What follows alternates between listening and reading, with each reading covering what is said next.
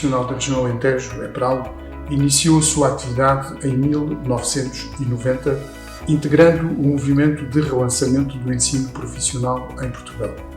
Desde sempre contamos com o apoio da União Europeia, desde logo através da primeira geração PRODEP até ao atual POCH, Programa Operacional Capital Humano.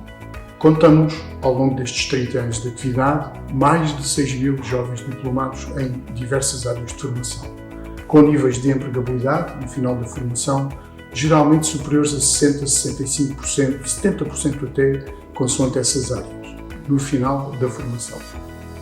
Na atual situação em que nos encontramos, motivada por este fenómeno tão extraordinário do Covid-19, mantivemos a nossa atividade e adotámos metodologias de ensino à distância. Não parámos, não entramos em férias. No final de março realizámos conselhos de turma de avaliação e os resultados obtidos são francamente encorajadores.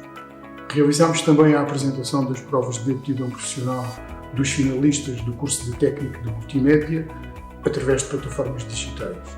Disponibilizámos previamente aos elementos do júri, a todos os elementos do júri, os trabalhos realizados pelos alunos, bem como todos os elementos informativos complementares relacionados com o desenvolvimento dos projetos e dos processos. Os resultados obtidos foram também francamente bons. Durante as aulas correu muito bem, as pessoas eram sempre muito simpáticos, davam-se muito bem connosco, os colegas eram sempre muito carismáticos, estavam sempre... Eram dias muito movimentados. Como foi fazer a PAP à distância? Não foi muito complicado, porque havia muitas formas de comunicação, maioritariamente o Slack e o Skype foram as que mais utilizámos para conseguirmos comunicar com os professores.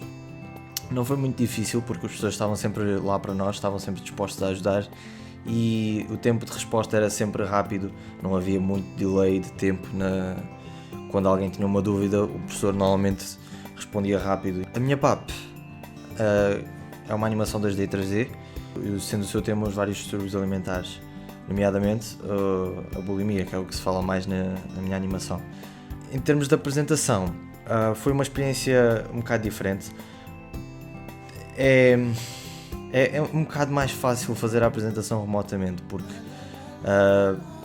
primeiro não temos aquela experiência de estar frente a frente com o júri e acaba sempre por ser uma experiência um bocado diferente.